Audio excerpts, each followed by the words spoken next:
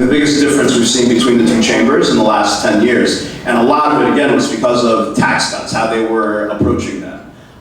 Where we landed, I forget which chamber put up $113 billion, the other one was 117. They split the difference and landed at 115. $115 billion budget this year, which is, I think, $3 billion less than last year and a little bit less than the governor wanted even. So a starting place.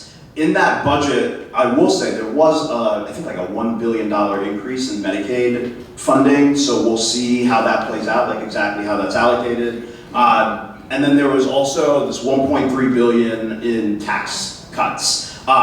Most of those tax cuts actually come from slashing, the taxes for commercial leases, commercial rents. So businesses that are renting space, there's a sales tax on that. I think Florida's like the only state that had it. But basically, $900 million in revenue that we lose there. And then there were a couple of other things sprinkled in to kind of, to add up to that $1.3 billion. But that's money that the state also has to make up in some way or another, keep in mind. And we'll see, again, we'll talk a little bit about the federal stuff at the end, but I think that's what's hanging over everything, right? This year the legislature put money aside to put into our budget stabilization fund because even they're predicting a recession on some level. And I know even before the session started, the kind of like state economic forecaster, right? The state economist predicted that we would have a budget shortfall, I think, the year after next. And so, as we're talking about cuts to Medicaid, especially at the federal level and how that will impact state budgets, there's a lot for us to think about, right? Because we know that pushed into a corner, that where the state starts looking to make cuts, it's usually, the things that impact poor people and vulnerable communities. So we'll continue to watch that. Just to say, this was our budget, $115 billion this year. Next slide, please. Now, despite the budget drama, we actually also got a couple of things done. Let me first apologize for the next couple of slides because I don't have any pictures on here to distract you, so it's just text.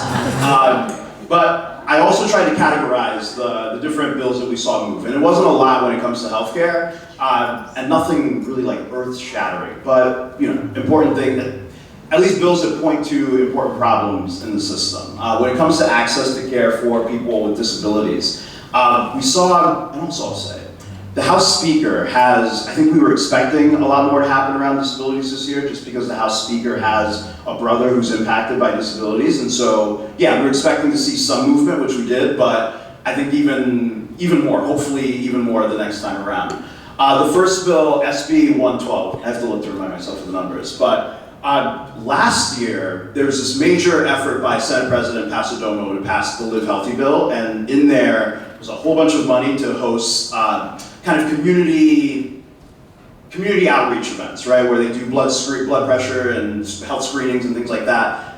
The way it actually played out, there's a very specific list of things that can be funded through that program, and that was for nonprofits and for county health departments. Again, a very limited amount of things that they could do screenings for and receive funding.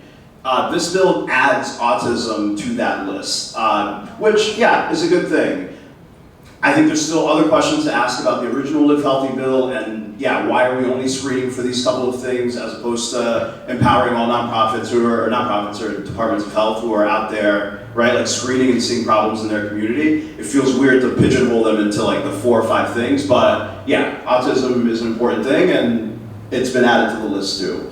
HB 1103 is actually, you might have heard, actually, let me take a step back to say, most of the care that we provide through Medicaid in the state all kind of happens through managed care now, right? Like through HMOs who, maybe it's a neutral model, but the way it tends to play out in real life is like these companies really manage care, right? By kind of limiting what they provide, trying to provide things outside of your health insurance to make you healthier, but fundamentally their goal is to hold on to as much of the money as they can, right?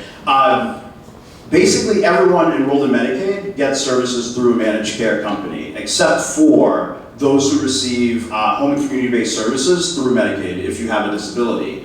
Last year, we passed a pilot. The state of Florida launched a pilot in a couple of different counties to provide those home and community-based services through a managed care plan, just to test it out, right? Now, you might remember how Florida ended up in this managed care state anyway. Jeb Bush, I believe, ran a pilot for a couple of years, and at the end of that pilot, there was no real discussion about like what worked and what didn't. It was just like, no, this was great. The whole state's doing it. Now, the big fear is that that's what will happen with this pilot for people with disabilities, is that regardless of how it actually works out, plays out in real life, they'll just say, hey, let's just go ahead and like expand it to everyone. So while that pilot's ongoing, this bill at least protects people from being automatically enrolled into those managed care plan for home and community-based services. People now have to actively say, right, like actively consent to be enrolled into that program, and so we see that as a good thing. Senate Bill 1156, we're in a workforce shortage, and I think that's true across every industry, but healthcare in particular. One of the ways the state tried to work to address that in the last couple of years, was to empower home caregivers, right, to be able to get paid as caregivers, which is, I think, a really, really great step. This bill, I think, lowers some of the requirements to become a paid caregiver, and we'll see how that plays out in practice, but the intent there, I think, is good enough. And then it also added a couple of reporting requirements for when there are adverse events at home, just so the state can stay on top of that a little bit more. And then finally, the Children's Medical Services Program is basically a child health insurance plan that we offer here in the state, but for kids with really complex medical needs. So it really, how that program runs is a life or death kind of thing for the families who have to use it. And so they've transferred the running of that program, the management of that program from DCF from the Department of Health to the Agency for Healthcare Administration, which currently administers our Medicaid program. Again, a thing that we'll have to like watch to see how it plays out in practice. Next slide, please. When it comes to mental and behavioral health, which we know we're in a crisis, right? We know that there are so many adults in the state who don't have access to, who are struggling through a mental illness or, behavioral health issues, who also don't have access to care. None of these bills go to help that. Maybe I'll start there. The first bill actually just, calls on OPAGA, one of the state offices, to do a report looking at access to care, or not mental health outcomes in schools. Both a pre-report and a post-report, and then we'll see what comes of that. But at the end of the day, it's just kind of investigating the problem. 1091 actually just authorizes the Department of Health to kind of accredit, lack of a better word, the 988 call centers, right? So the centers that provide support for folks who are in moments of emergency. This at least creates a framework for accrediting those facilities or those locations. So minimum standards for staffing, for how they follow up with folks, and it'll be left to the Department of Children and Families to really spell that out as part of implementation. The final bill, 1620, actually there's a commission, the Florida Commission on Mental Health and Substance Use Disorder, that just did a report of its own over the last year or so. And they came out with a set of recommendations. And so a lot of those recommendations have now been codified into state law. And really good things, actually. Things like highlighting the fact that we should lean into person-centered care. I think they put an emphasis on that. Again, reviewing kind of individual plans, support plans, reviewing those for adults and kids every 6 months. Things like that. Little protections that they identified as they went through. And happy to have a longer conversation about that. But next slide, please. On chronic illness, it really boils down to diabetes. I think was the big focus for one reason or another this year. But again, only kind of tinkers around the edges. And you'll start to pick up on this theme as you look at all the bills, right? You consider the rate of chronic illness in the state, the number of people who have a chronic illness. I think it's close to half of the state that on one level or another has a chronic illness, but diabetes we know is on the rise.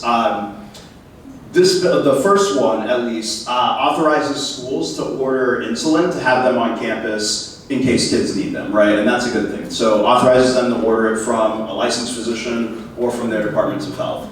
And then the second one just instructs the Department of Health to work with ACA and schools to develop educational materials around type 1 diabetes, how to identify it, how to stay healthy, all those things. So yeah, hopefully it lands. Next slide, please. Start to get good. Just a couple more slides here. When it comes to consumer access, admin, and oversight, one of the things we've seen a lot, right, since the passage of the ACA are these attempts to skirt the rules, right? One of the things the ACA did was mandate the 10 essential health benefits, right? So if you were going to call yourself an insurance plan, you had to cover these things. You had to provide a minimum set of benefits. So what was the response to that? Of course, it was to create insurance that really isn't insurance. One of the things that makes you an insurance plan, right, is that you last 365 days through the year. What we've seen are these short-term plans, so they all have a duration that's 364 days, right? And so they technically aren't insurance, but the things that they provide, you can get the little things, right? Like you can go, maybe you got a certain amount of primary care visits a year and things like that, and it's fine. It works for you. It's just that when something catastrophic happens, insurance doesn't cover that. And I think our fear, our concern, the reason we list this as a concern, it's consumer education, right? It's folks thinking that they have insurance up until they run into a major problem.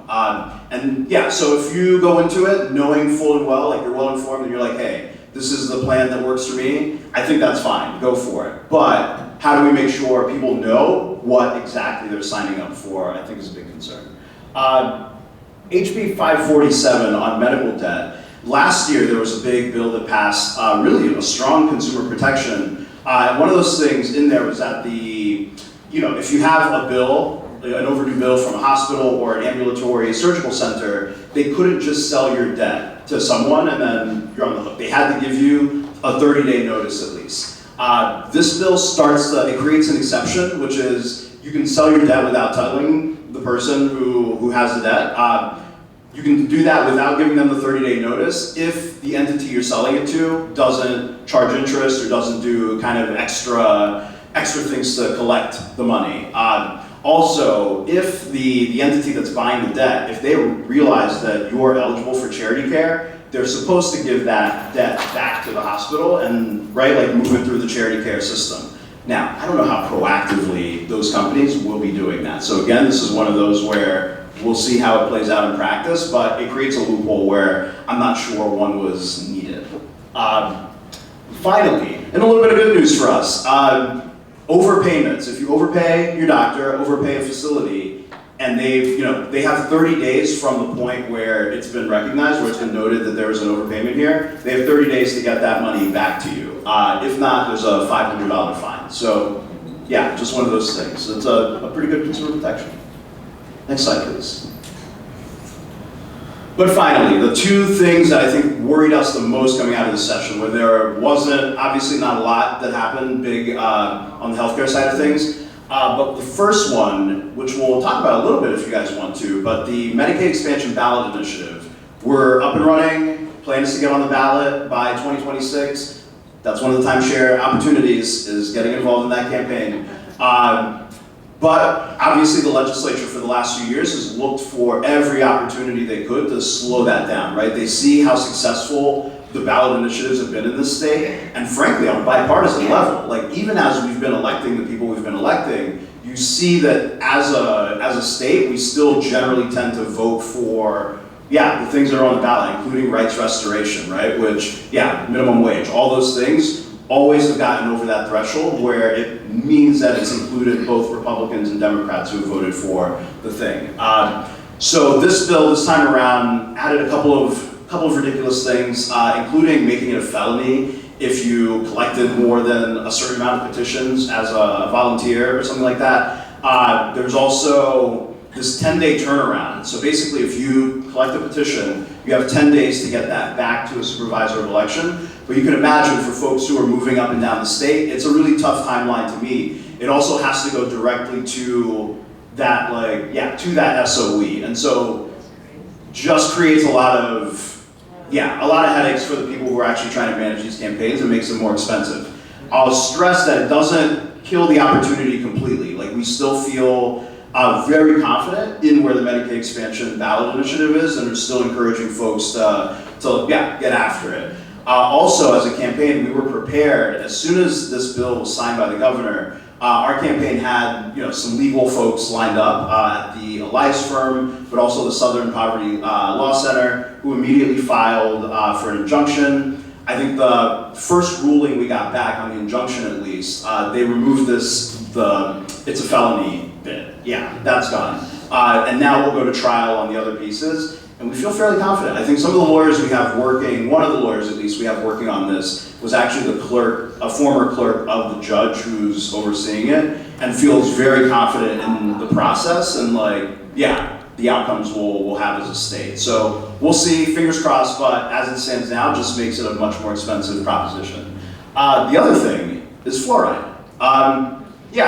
In this giant agriculture bill, there was just a couple lines in there that basically prohibited the use of fluoride in any water system. Now, I know, the impact of fluoride, the public health benefit that it's been. It's called one of the greatest public health inventions in the last 75 years, right? And I think what's telling is when you look at communities that haven't had fluoride, that haven't had it for a while, and the oral health outcomes in those places.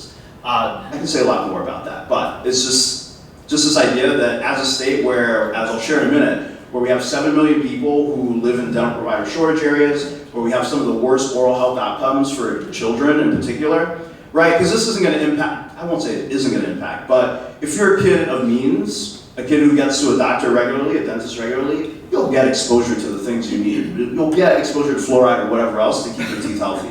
It's those kids who never get to a dentist, who never have the opportunity to get in front of a provider, where at least there's fluoride in the water that is helping to keep teeth healthy. So we'll see. We'll see where we are in 10 years as that plays out. Next slide, please.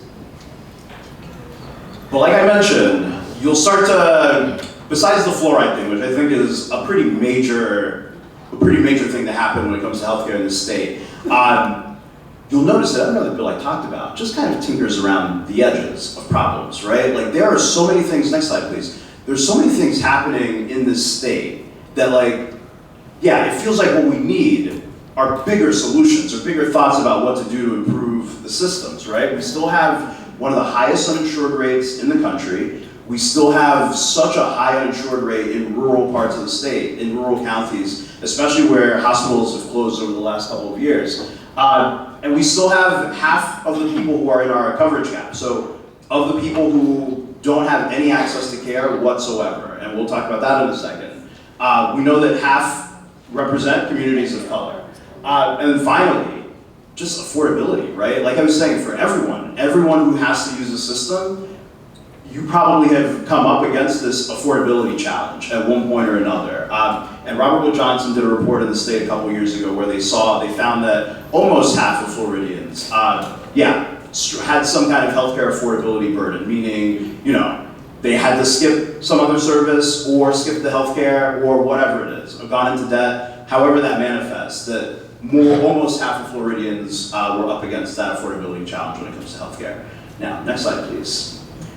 Now, when it comes to, right, what's the big quote that you judge a society by what we do for the least of us, right, or for those who don't have a lot.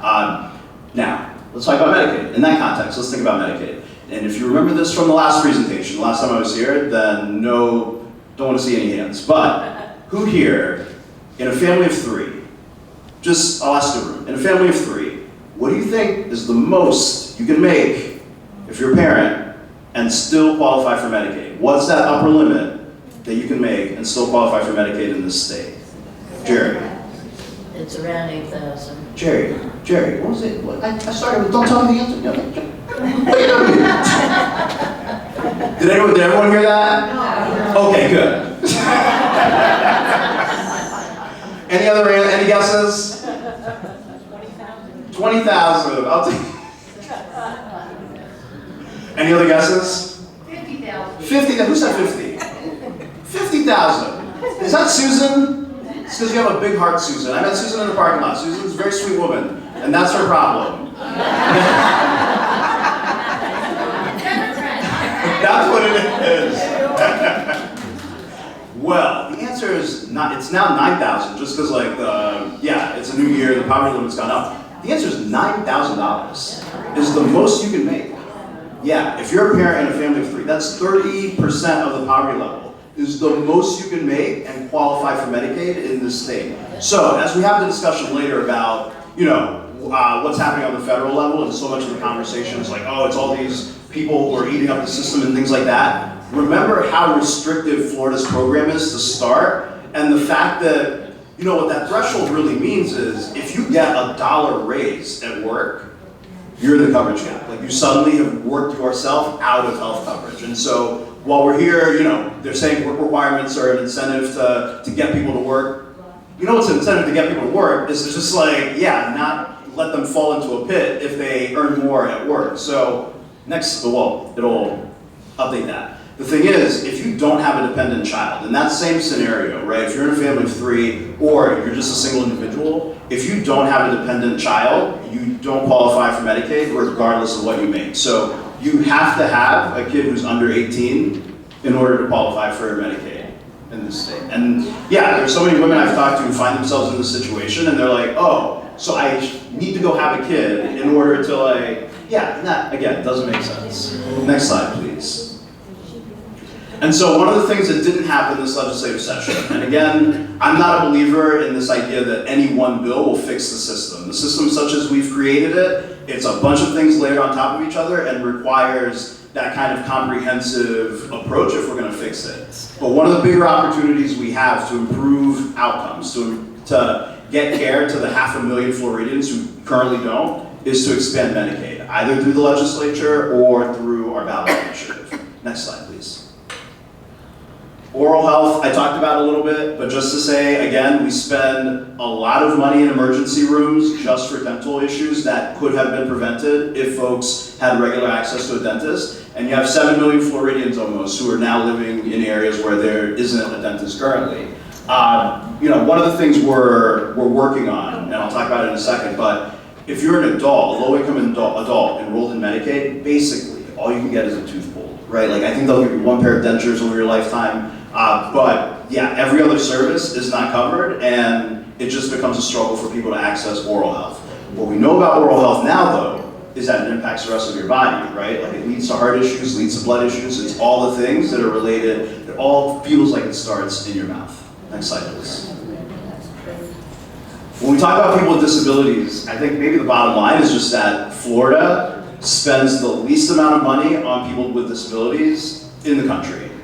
That's it. Like, what else is there to say? We have 22,000 people who are on a wait list for home and community-based services, and that's a list where the number hasn't changed over the years. It's 22,000, but that doesn't mean there's a static 22,000 people who are waiting for services. I believe the ARC of Florida has done this. They've just launched this campaign last year, encouraging people to get signed up, because there's so many folks who, they see that wait list, they're like, oh, I'm never getting off of it, and so they don't get on it at all. And you think about how many folks that is. There are plenty of people who, unfortunately, die off of that list every year. And so it's a blemish, I think, on the state to have this many people who are waiting for services that keep them out of institutions and in their homes and communities where, they can be active members of our society.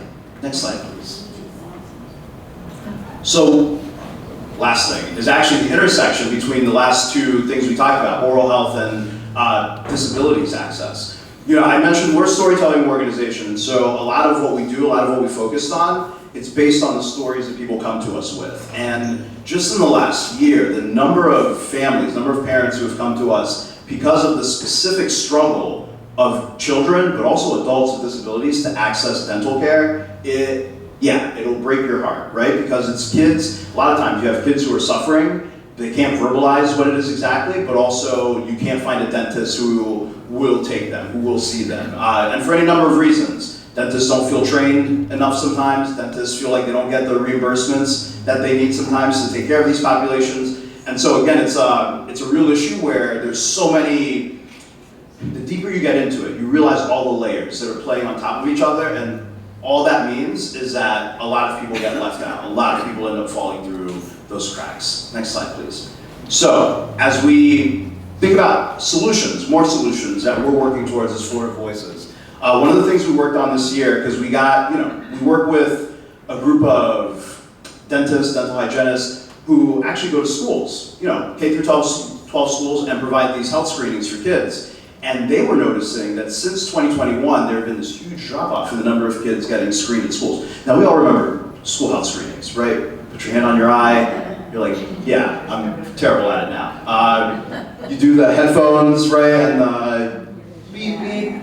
There, very simple things like that. Non-invasive, very basic. The number of kids who were getting screened plummeted after the Parents' Bill of Rights passed because a lot of school districts saw that, didn't want to run afoul of, right, like DeSantis's crackdowns, and decided to opt to active consent, where parents had to actively consent to be a part of these school health screenings. Now, you guys didn't know 10-year-old Scott, but what I'll tell you about him is that he really struggled to get letters home. Unless it was a field trip that I was dying to go on, that form likely wasn't gonna make it, especially in a timely manner. So you can imagine the number of kids who are now put in the situation, and parents of all the things that they have to sign now, because the active consent and Parents' Bill of Rights things meant that so many other things also had to be signed at the same time. It was just getting lost in the shuffle. And so some of the data we saw, there were like 40 to 60% drops in the number of kids being screened at schools that were taking this approach, that were requiring active consent. So we worked on a bill this year to change that, just to clarify the language, because as it's written, I think it allows schools to do passive consent, but people didn't want to take the step unless they had it very clearly spelled out. We actually got a Senate committee hearing, we got bipartisan support, it passed the first committee, but then I think the parents' rights people showed up and got our folks in the House. And so, I don't know what Christian values as a Christian, I don't know what they have to do with a kid doing this in school, but that's a different camera. Next slide, please. So this is one that just failed, but we hope to bring it back next year. Our big flagship bill related to oral health, we call the SMILES Act, which I can tell you I can't remember what it stands for. So if you're wondering if we came up with the acronym first and then the words, you're right. So the SMILES Act, though, what it does is, like I talked about, for adults enrolled in Medicaid, how Medicaid doesn't cover a lot of those services beyond pulling teeth. Although there was this arrangement between insurance companies and the state years ago where insurance companies said, hey, we'll provide this benefit at no extra cost, no big deal. In real life, they're not actually providing these services, and when you talk to them, they say, it's because we're not getting enough money from the state. Now, that's a whole other thing. But this bill would at least codify that, no, you're required to provide these services to adults enrolled in Medicaid, but it also increases the reimbursement rate for dental providers in the state, because currently, I think we're ranked, I think it's the 40th? 49th. Yes, in the country when it comes to reimbursing dental providers, which is a crazy thing. Getting paid pennies on the dollar for the services that they provide, and it just makes it really tough. We wonder why we have such a limited amount of Medicaid providers in the state, and I think a huge part of it is red tape, but also the low reimbursements that we provide. Next slide, please. And then finally, one of the big bills we're working on related to disabilities access is just a buy-in for people with disabilities who manage to earn but too much for Medicaid. In this state, you can make up to 88% of the poverty level if you have a disability and still qualify for Medicaid. Everyone above that, you're kind of on your own. Now, if you make it to 100%, you can probably qualify for tax credits in the marketplace, but there is this sliver of people who earn between 88% and 100% of the poverty level who, again, have no access to care whatsoever. And we're one of only 6 states to not have this opportunity for people with disabilities to buy into the Medicaid program, meaning they just pay, a reasonable premium every month, and they have the comprehensive coverage that they've come to rely on. Next slide. Now, what's hanging over all of this, right, is what's happening at the federal level, which I'm sure you guys haven't been tracking at all, so I'll start from scratch. Next slide, please. We saw this House is where it all started, the House Reconciliation Bill, right? This reconciliation process, what they're going through to, make budget cuts. The House was the first to pass their version, and then it's now in the Senate. So this slide just kind of looks at, since the House was our starting point, it looks at some of the the things that are in there now. Basically, this comes out to an $800 billion cut in Medicaid, right? And I want you to keep in mind that that $800 billion represents 12% of what we spend on Medicaid overall. Keep that in mind for later, bookmark that. In terms of what those cuts are, where they come from, you have a huge chunk of them that come from work requirements. What is it, $344 billion that come from work requirements. And that's, can you imagine that estimation, that calculation comes from this idea that if we check, and I should say they're work reporting requirements. It's the requirement to report, right, to the state that you are working or seeking work or whatever it is. But they anticipate kicking so many people off of the program through that mechanism that it saves $344 billion. At the same time, adds a level of red tape and administrative costs to the state that I think will also eat at what's available in terms of providing services to people.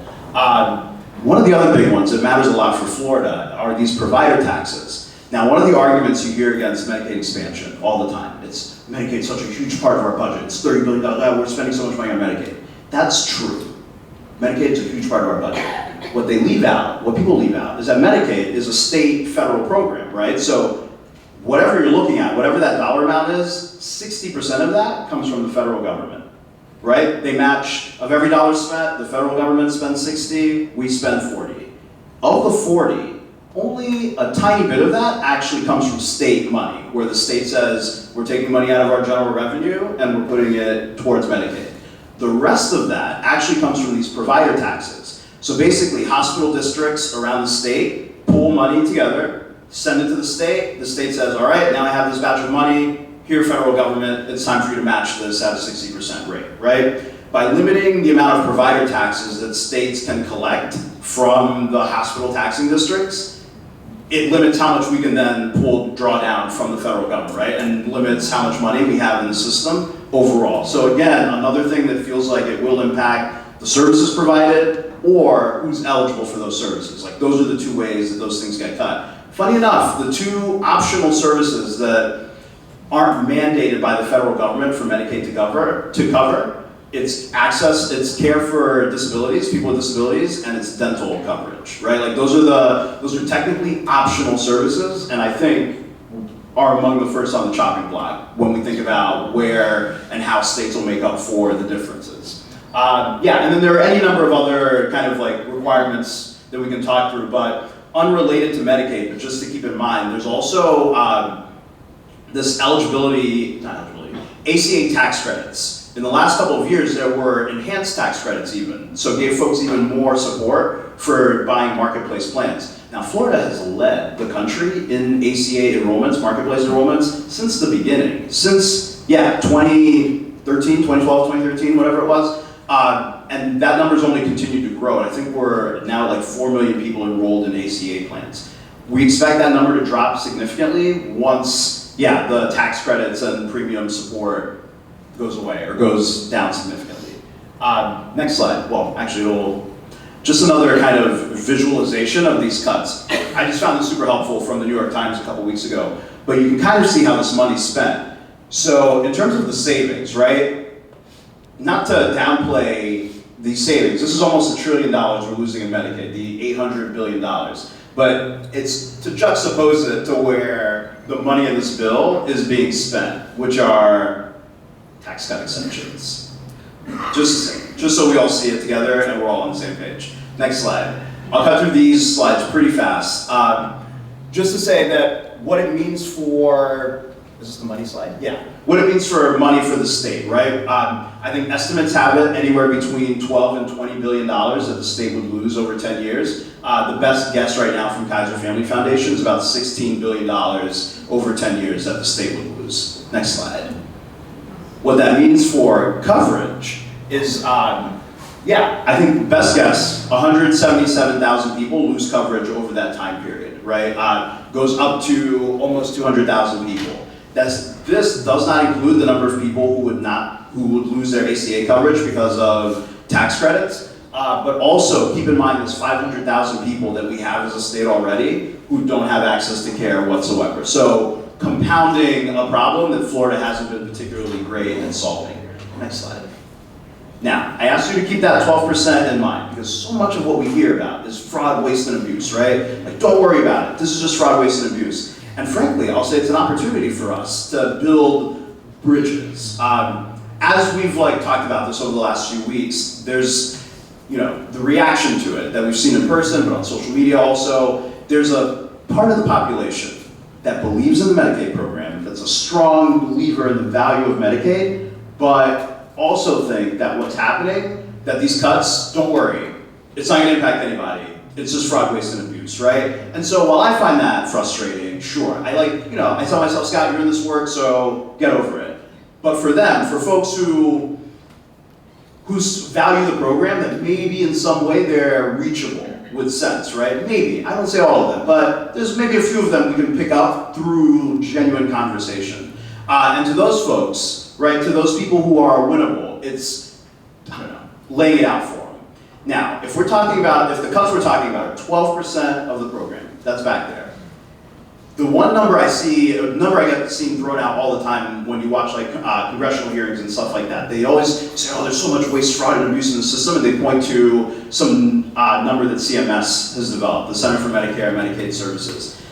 The number that CMS actually tracks is improper payments, right? And improper payments is not fraud, waste, and abuse. Those two things are not synonymous. Improper payments actually includes overpayments, underpayments, payments that didn't have enough documentation. It's a bigger ball of things.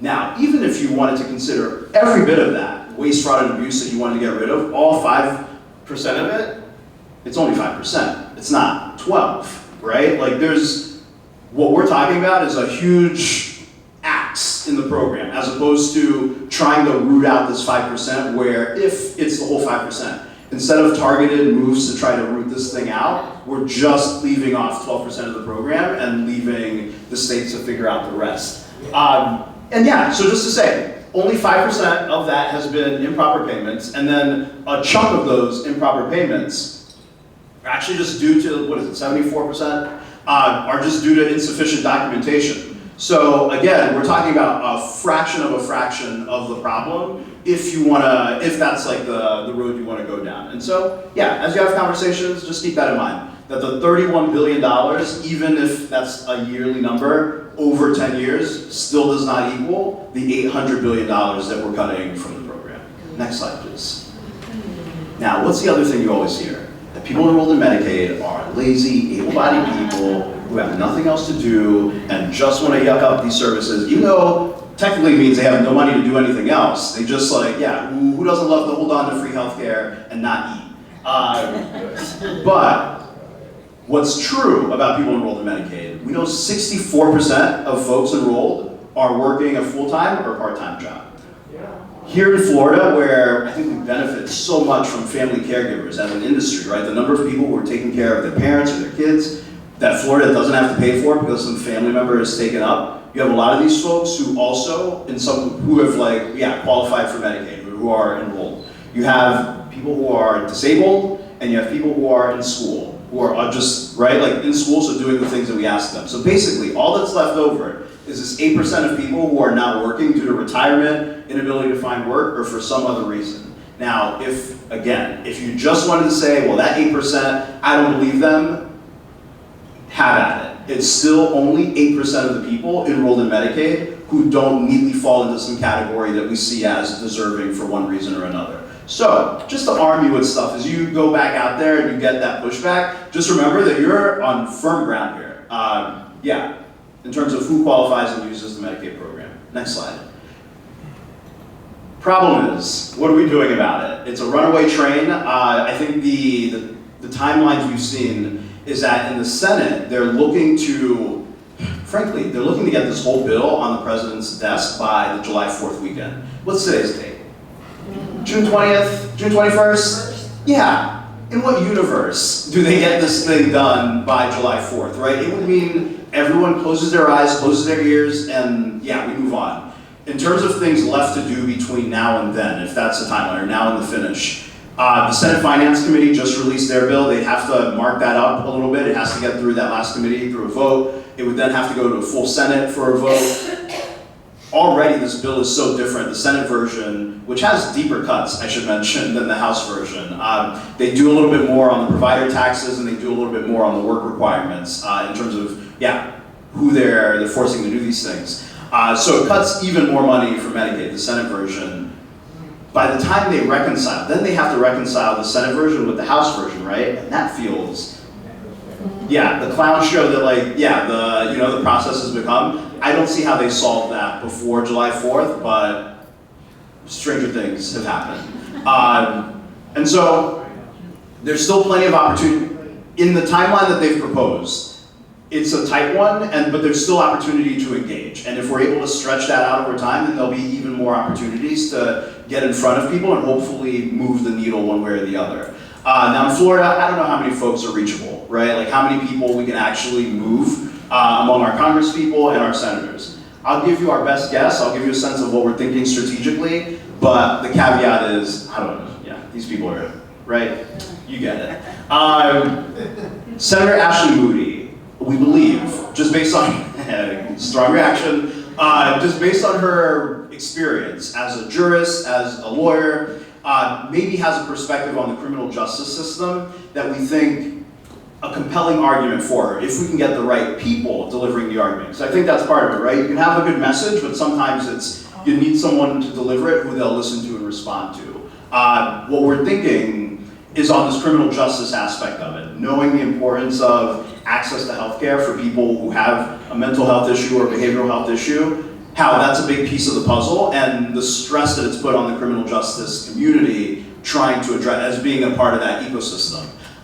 We did a couple of roundtables in a couple of communities where hospitals have closed most recently. And I remember talking to a sheriff who mentioned the stress that he's under, right? Because he has a limited force of people, but the number of Baker Acts have gone up. But the Baker Act folks, he has to send a deputy, pick this person up, that deputy has to drive someone all the way down to Gainesville, and they lose the whole day down there waiting for this person to be processed before this deputy can get back, right? And so, a very real problem to lose someone for a whole day, just to, not babysit, but to be with someone in a completely different city. And I think that's a phenomenon that's happening more and more in rural communities, but also in more urban ones. And so, we're gonna try to make that argument. We'll try to get in front of her with some doctors and the whole thing, but just one of our targets.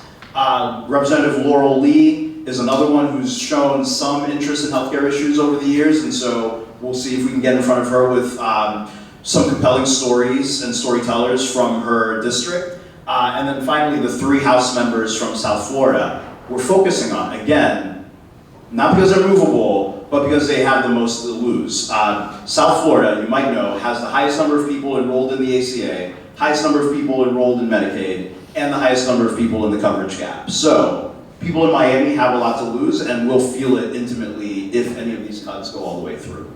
Next slide. Next 2 slides. You can skip ahead again. So one of the ways you all can get involved, you can skip ahead again, Sue. One of the ways to get involved, we've been, our broader coalition, they're sending letters and texts and social media posts and things like that to their legislators. And we've tried to make that relatively easy to do. You can use the QR code in just a couple of clicks. You'll be able to send a message to Moody, Scott, and whoever your particular representative is. Who's a representative in this area? Webster? How are we feeling about Webster? Glad I asked. I'll say for anyone here who's interested in doing more, you're more than welcome to come with us to in-district meetings that we're hosting around the state with legislators. We're trying to do some of them virtually. We're trying to build a team of folks to take up to DC and have some meetings in person with folks there. We're doing a whole letter to the editor campaign and op-eds, and so if you want to team up with us and be a part of that, would love to have it. That's another timeshare opportunity. You can move on, one more slide. We do that under this official group called our Advocacy Collaborative, and you can learn more about it at our website, healthyfla.org/advocacy team. It's going to be a quick slide. You can go again. Next, if you're interested in our oral health work, and I'll say, there's a lot of experience in this room, a lot of knowledge, and so just if you're interested in kind of hearing what's going on, but also chipping in whenever you feel comfortable. These are just different spaces that you can join just to stay plugged in on what's happening around the state. But oral health is a major issue for us as an organization, one we've been tracking closely, and we have what we call the Florida Oral Health Alliance. That's a group of providers, advocates, storytellers, and actually within FOHA, we have a group of parents of kids with disabilities who are actively working with us. We've partnered with the UF Dental School, the LECON Dental School, and are doing a couple of really great projects to, just improve the system of care for people, but also the way that people are educated, that dentists of the future are educated in terms of taking care of this population. Next slide. And then finally, our ballot initiative, which I'm pretty sure you all are already doing. Sue, you'll correct me if I'm wrong, but doing petition collection, which has been so helpful to the rest of us, right? Every volunteer petition, or volunteer, driven petition that we get signed saves the campaign money. So if you're one of the people in here who's not sitting on $10 million that you're, dying to give to the campaign, that's okay. Just know that every petition that you get out there, that you get in front of someone and get back to the campaign, saves us money down the line. We really appreciate that. But we're in full swing. We have a paid petition company, the outreach team that we're working with. But instead of just like hired guns, there are people who really care about the mission, who care about the work and the outcome of the bill itself. And so they've been really great partners, and we have, I believe, hubs, over 70 hubs now set up throughout the state, all the way up to the Panhandle and down to the Keys.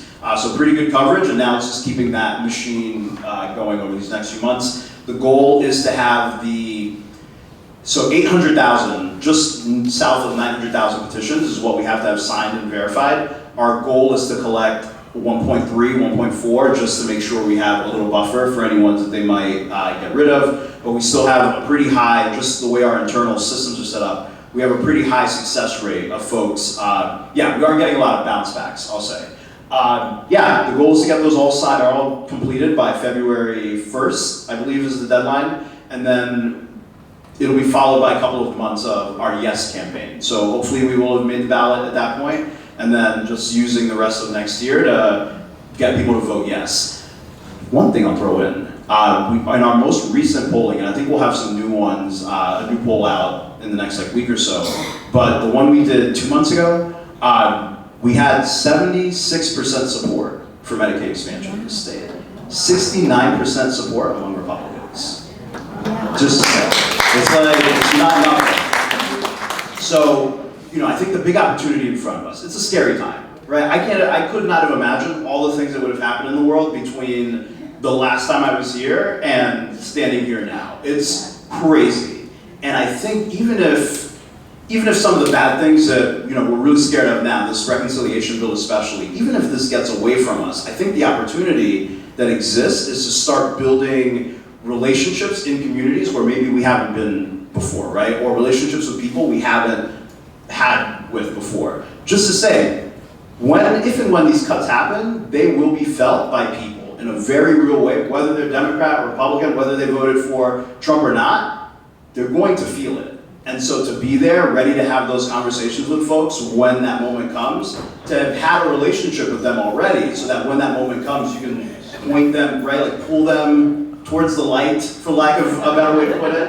I think that exists. Yeah, the privilege of my job is I get to go around the state and talk to so many people, and so many Republicans have invited me into their homes, and we've sat down and talked about healthcare for hours at a time without politics or anything ever coming up. And it just, and trust me, I have a very clear sense of how these people voted because of the bumper stickers I walk by to get into the house, right? So just to say, there's opportunity to build relationship, and I think Medicaid expansion isn't the big scary topic that, the powers that be might have you think it is. That really, most people, if you sit down and have a conversation with them about the importance of access to care and the opportunity that Medicaid expansion is in particular, you can pull them in on at least this issue, right? And whatever happens after that happens. But just to be an advocate for building bridges.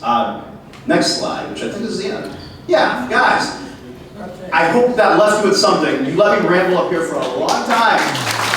Thank you.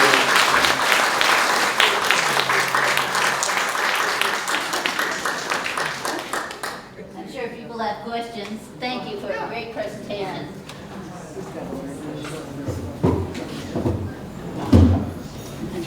Sorry. Thank you for a great presentation. I'm sure everybody appreciated it. And I will send out the slides and also the petitions. I will send you the link to the petitions so you can go and collect them. One thing I wanted to ask Scott myself is you did mention that Medicaid is used by nursing homes, a significant number of nursing homes. Do you know what percentage of people in nursing homes are?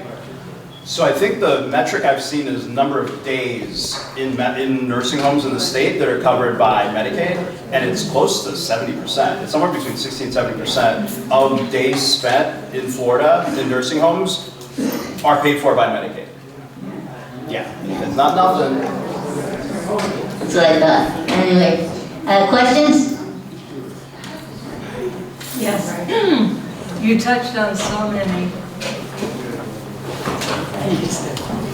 many important aspects of healthcare. I come at it from a position of being a former provider, first in a big federal hospital in Washington, D.C., where people actually got treatment, and then as a private practitioner in Northern Virginia. I can sum up my concerns pretty easily in that legislation is certainly important, storytelling is certainly important, but then the rubber really hits the road when we start talking about insurance companies. People can have access to care, but do they really get any care? Insurance companies are masters at avoiding legal requirements. So what can be done?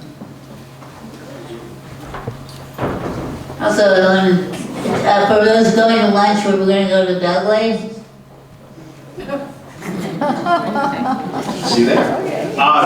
What a great question about insurance companies, because they're a force, right? And how do you push back against them? We sit in our oral health space, at least. There are a couple of these insurance companies that are actively part of the group, but they're always like distinctively silent when it's time to do an action, right? Or like to take a step, because they're all, kind of self-protected. I don't know what the answer is in ultimately pushing back against them. In my mind, it's always people power. If you can demonstrate that you have such a movement, that finally you can get some people, you can get legislators or whatever it is to have a spine, as Sue put it, and push back against insurance company, because those are the special interests. I'll go back to my point about opportunity of building bridges. I think, I'll say this, the best single-payer healthcare conversation I ever had was with one of my good friends from high school, Republican Cuban named David.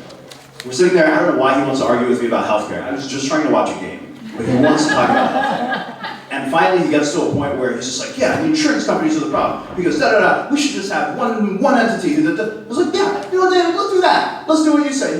We should just have one payer that handles all the claims and this and that. Like, you know what, David, you're absolutely right. And so it's just to say that I think most people would tell you that they don't like insurance. The model of insurance doesn't make sense in the fact that they're only, if as an entity, as a business, right? Their job as a business is to make money. They don't make money if they pay you for your thing, for the things that you need. You know what I mean? There's just like that natural conflict of interest that exists as an insurance company. But it's to say that everyone else picks up on that. Like Democrat, Republican, Independent recognizes that and I think is annoyed by it. So how do we build bridges enough to, even if we disagree on so many other things, find common cause on that and then push back against insurance companies? Because the amount of money that they bring to the table makes it hard to think that we'll be successful outside of just a groundswell of people saying this is enough. Yeah, that's a long way of saying I don't know. But the Republicans tend to like the insurance companies because they give so much money to them. Donors, they're donors. Dee, you got a question? Oh, I just was wondering, do you have a donate button on your... On the website, yeah. Okay. We do. Is it in act blue? I don't think so. Oh, okay, thanks. Yeah, I'll check. Hi. You're a terrific speaker, by the way. I have just 3 questions. When the abortion referendum, they needed 60% of the voters. Is that going to be the same? Is there anything we can do to change that? Legislation, state legislation, yeah. They They continue to try to, Okay, and then, I don't know if you know this, but they're also saying that some Medicare cuts are gonna happen. Can you explain any of that? So the Medicare cuts I haven't been following as closely. Yeah, the Medicare cuts, I'll say, I don't have the policy, like down and memorized. I do know that part of the concern is that if GDP goes down a certain bit, it triggers like a certain cut. Like if we hit some 4% threshold, it triggers a pretty significant cut. And the presentation I saw the other day was something like $500 billion or something that's at risk when it comes to Medicare. I'll get more specific information that I'll include in what I send to Sue, so you have it. But you're absolutely right to be concerned about it. And then one other point I'll make, just because it's a reminder. We've been hearing a lot more around Medicare Advantage plans and how, it's not working like great for a lot of people who use them. And so I think for us, a starting place is just talking to people who use Medicare, who use Medicare Advantage, and getting a sense of what that means for them. And so if anyone who's interested would love to like host a roundtable conversation just to hear what some of your experiences have been like, sometime in the next couple weeks, and I'll bring you dinner. And Dr. Oz is talking about changing Medicaid. Yeah.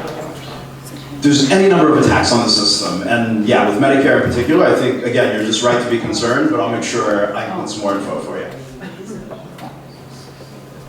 Also, this big impact of RFK Jr., who's about to kill us all. Don't have to worry about that, Kate. I have a friend who was recommended by her doctor to see a neurologist, and she called this neurologist to make an appointment and was required to send a $100 non-refundable check before they would give her an appointment or payment.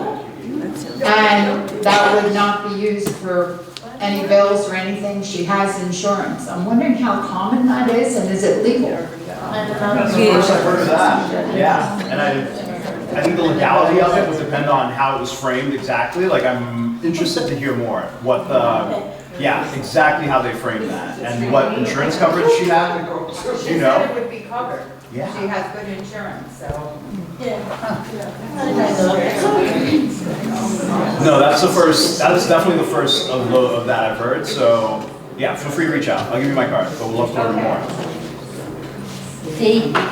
So you might actually find out if that doctor has a concierge service, because so many doctors are part of that program now, where they charge you hundreds of dollars just to see you, and it's a big deal. I had to leave my doctor years ago, go to the doctor once a year. He wanted $500 every year just to make an appointment with me. And so that's been illegal for a lot of them are doing. So that may be for that one. Part of their life. He was a good doctor.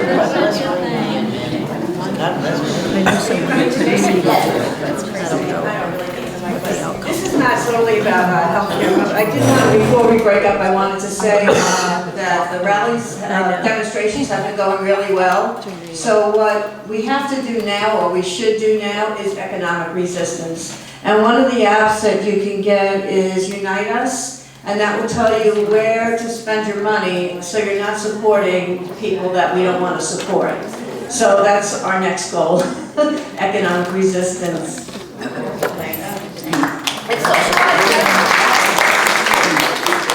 Other questions? Anybody else have a question? No? Okay.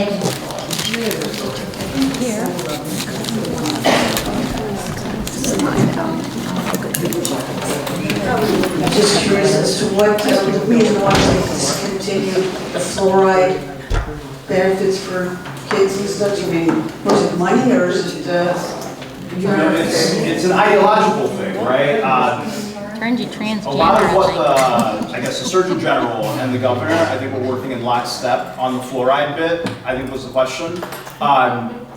The line that we got from the governor was it's forced medication, right? Like that's what they're saying. And I'll say that a lot of the resistance stems from these studies that have been out there over the last couple of years.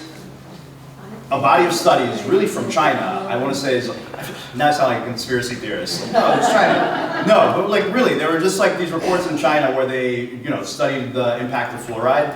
Now, what I've seen of those studies, the level of fluoride that they've been talking about was 2 or 3 times what we would ever recommend here in Florida, which is like 0.7 milliliters or something like that per parts per million. I'm not a scientist.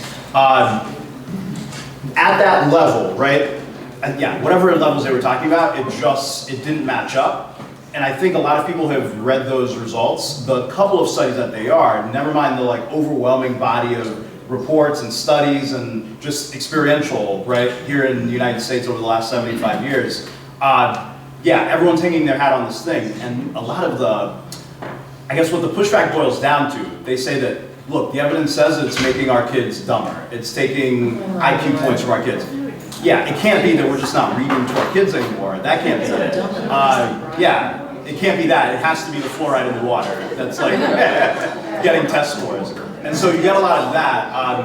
I think as the Surgeon General was going around the state pushing back on the local level before the state bill passed, what the people who were showing up were mainly like parents who had their kids and were using this emotional argument, like, hey, you're making my kid dumber. And then the governor leaned on the it's forced medication line. And yeah, that's how we find ourselves here now. Other questions? I have a comment about fraud